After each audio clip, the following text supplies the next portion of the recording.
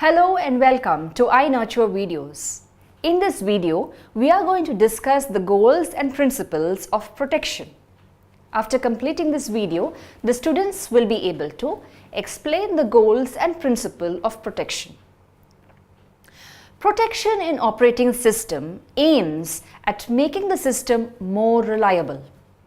Protection mechanisms are made to allocate system resources in par with the stated policies of the system and support in the enforcement of security policies. Protection in OS focuses on the threats internal to the system. Protection aims at detecting potential errors related to access of resources in the system, thereby making sure the resources of the system are protected against threats. Protection aims at providing mechanisms which govern usage of resources as per the norms which can be implemented in any layer such as design of the OS, individual user, management. Next, let us learn the principles of protection.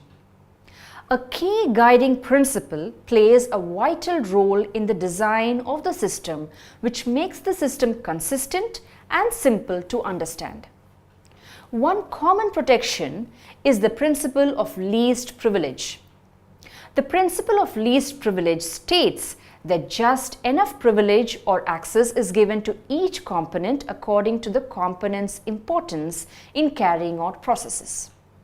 The lesser the privilege, lesser the risk involved. For example, consider a guard of an apartment having a key.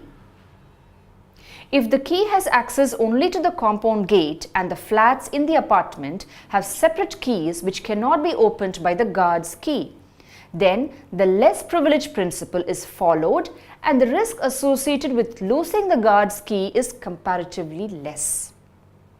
An operating system which follows principle of least privilege defines specific fine-grained access controls through system calls and services.